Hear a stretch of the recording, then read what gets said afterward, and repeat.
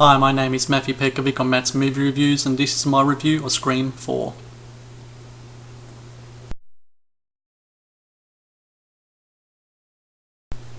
Scream 4 begins with a phone call. The Scream movies always have, yet it's the moments that follow the phone call that determines what type of movie we're going to get. Now, the first Scream movie is now viewed as a modern slasher masterpiece, thanks to a playful script by Kevin Williamson, which saw Drew Barrymore killed off in the first act, and the slasher subgenre dissected and placed back together before our very eyes. Now, Williamson and director Wes Craven have returned for another round of bloody entertainment, and boy did it have something to say about horror movies piling up the bodies while doing so. Now, Scream 4 is once again set in the suburban town of Woodsboro, where the 50th anniversary of the Woodsboro murders, as depicted in the first movie, is looming upon the townspeople.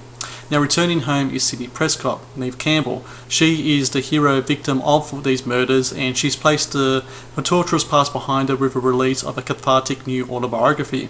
Yet proving that this girl just can't catch a break, here comes the Ghostface Killer again, wielding a butcher knife and torturing and killing everyone in sight.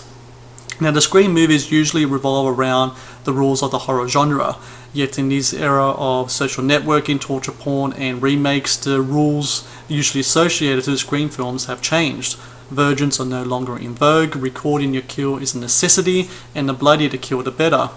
Also featured in the film is a new generation of Woodsboro characters, led by Sidney's cousin Jill, played by Emma Roberts, who the Ghostface Killer has taken a shining to.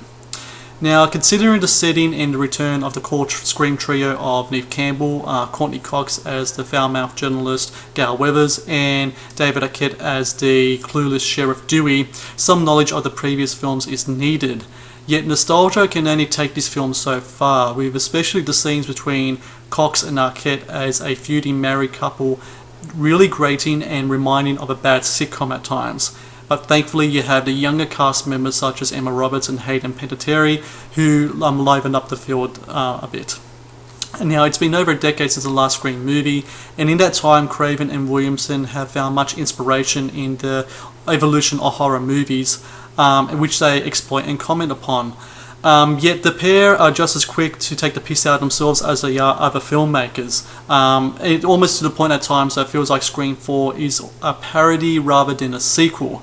Yet a sequel is what Scream 4 is, and in the order of Scream movies, Scream 4 is actually matches closer to the wit and horror found in the first movie than any of the other sequels. And it's certainly Craven's best film he's done in a long time. Of course, there are many flaws to be found. 4 films in, and Craven still doesn't know how to shoot the big reveal without channeling a Scooby-Doo episode. Yet considering that this is the 4th film in a genre, in a franchise many people longed for dead, Scream 4 still manages to survive with its guts still intact. My name is Matthew Pejkovic on Matt's Movie Reviews. That was my review of Scream 4. For more reviews and trailers and clips, please subscribe to my channel. Thanks.